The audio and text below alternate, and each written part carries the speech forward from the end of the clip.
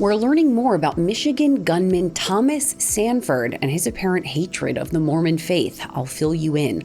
Plus, President Trump releases a plan to end the war between Israel and Hamas. It includes a provision that would have the commander-in-chief personally oversee a new government in Gaza. And after nearly 20 years, 2 kids, and a zillion red carpets, you will not guess which Hollywood powerhouse couple is calling it quits. Those stories and more today, Tuesday, September 30th. I'm Caitlin Becker, and this is the New York Postcast. I'm going to speak to the Post's senior reporter Chris Nisi about the latest on the investigation into the horrific Michigan church shooting in just a bit. But first, let's start in Chicago. For weeks, we've been asking, will the president send federal troops into the Windy City? And if so, when? And the answers are, yes, he will, and now. Armed federal agents have descended on downtown Chicago, the latest site of President Trump's immigration crackdown. According to the governor of Illinois, Democrat J.B. Pritzker, the Department of Homeland Security is requesting 100 National Guard troops to join and protect the federal agents leading the charge to arrest illegal migrants. ICE is running around the loop, harassing people for not being white. Just a year ago, that was illegal in the United States. Now, ICE is making it commonplace. That's not making America great.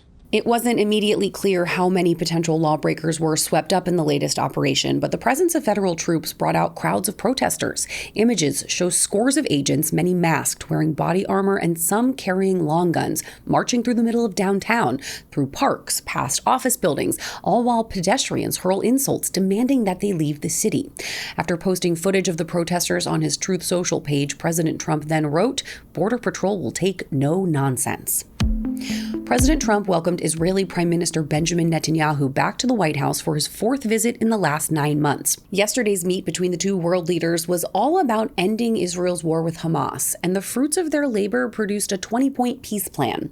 Netanyahu also took the opportunity while in D.C. to apologize to U.S. ally Qatar for a recent missile strike that hit some Qatari citizens. The Prime Minister said that it was aimed at terrorists, and Israel was not targeting Qatar.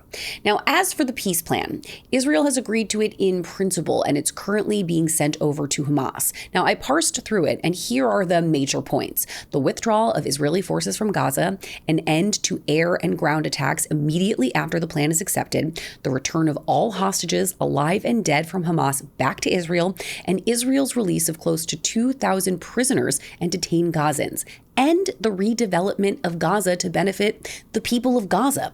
A transitional government will be overseen by what's being called a board of peace. The chairman of that board, President Trump. Here he is after that meeting with Netanyahu. If Hamas rejects the deal, which is always possible, they're the only one left. Everyone else has accepted it. But I have a feeling that we're going to have a positive answer. But if not, as you know, baby, you'd have our full backing to do what you would have to do. Ariana Grande is acting more like the Wicked Witch of the West than Glinda, if you ask the MAGA faithful anyway.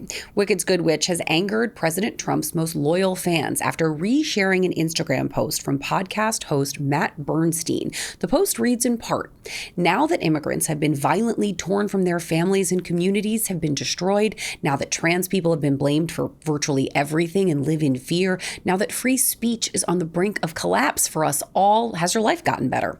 It goes on to ask whether groceries are cheaper or if healthcare premiums have gone down. You get the idea. Well, the president's supporters jumped to his defense, telling Grande that she should stick to what she does best and keep out of politics, or calling her a sheep like most celebrities. You might say she's not very popular with MAGA or the White House either. An administration spokesperson fired back at the pop star in a statement that reads, "Save your tears, Ariana, because President Trump's actions ended Joe Biden's inflation crisis and are bringing in trillions in new investments. He even signed an executive order just like magic that paved the way for the FTC to crack down on Ticketmaster for ripping off Ariana Grande's concert-going fans. Get well soon, Ariana." Now, I want to unpack the horrific shooting and arson at a Mormon church in Michigan, and specifically more about the shooter, Thomas Sanford. Authorities are sharing details about who he was and what may have triggered him to the point of Sunday's massacre that left 4 dead and 8 more wounded.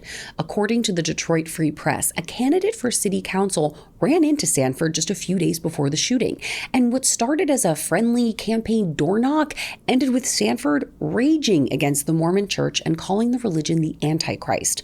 On top of that, the shooter's mother made an eerie social media post just days before her son's rampage, and after Sunday's horrific events, she shut down her profile. The Post's senior reporter Chris Nisi has been following all the twists and turns of this story, and he joins me now. Chris, I want to start with what we've learned about the gunman. Can you tell me a bit about his background? Does it shed any light on how we got here? Well, Thomas Jacob Sanford joined the Marines essentially right out of high school, serving as an organizational automotive mechanic and vehicle recovery operator between 2004 and 2008. He was also briefly deployed to Iraq during Operation Iraqi Freedom in 2007. And he earned a number of distinctions during his service, the Marine Corps Good Conduct Medal, the Global War on Terrorism Service Medal, and the National Defense Service Medal, among several others. He was married with a 10-year-old son who was born with a rare genetic condition in which the pancreas releases too much insulin in the body. So here we have a married family man who served his country with distinction and who went on to commit this terrible atrocity seemingly out of nowhere. I'd say so far his backstory leaves us with more questions than answers.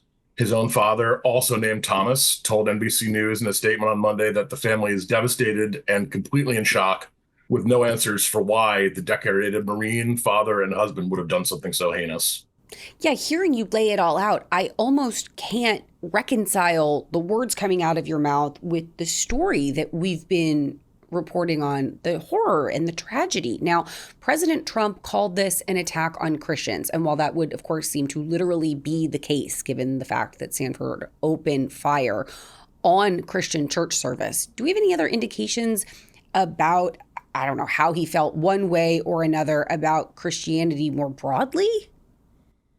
Well, he reportedly had some animosity specifically towards the Mormon church, which may have stemmed from a past relationship gone bad. A candidate for city council in his hometown of Burton, Michigan, named Chris Johns, told the Detroit Free Press that he actually met with Sanford while he was canvassing neighborhoods and knocking on doors while campaigning last week. John said he talked to Sanford for around 20 minutes and that he was extremely friendly, but that the conversation sort of took a detour when the topic of religion came up. Sanford allegedly went on this tirade against Mormonism and even called the faith the Antichrist. And said that he had dated a woman with a Mormon family when he was living in Utah years ago. It's just that jump in my head. I just can't seem to make it. But as we've talked about so many times before, we try to apply reason to a very unreasonable situation. Now, I want to talk about the actual event, something that I mentioned on the podcast yesterday. Authorities said that they feared people may have been trapped in the church when it was set on fire and that they were unable to escape. Do we have any updates on that? So of the 4 victims who died in the attack, 2 died of gunshot wounds and 2 more died inside the blaze set inside the church. 8 additional victims were hospitalized, 5 of whom were shot, and 3 others for smoke inhalation. Initially, authorities had said they were worried the death toll would rise significantly once they were able to clear out the church, which was essentially burned to the ground. However, Grand Blanc Police Chief William Rennie said at a press conference Monday afternoon that all members of the church who were there when the attack happened have now been accounted for. I mean, that is a small silver lining to a horrific situation. Now, before I let you go, I'm curious, what comes next for authorities? Is there anything left for them to figure out? So on Monday, they had sort of an all-hands-on-deck press conference with everyone from Governor Gretchen Whitmer on down to the police chief in Grand Blanc. And they didn't really have any new information.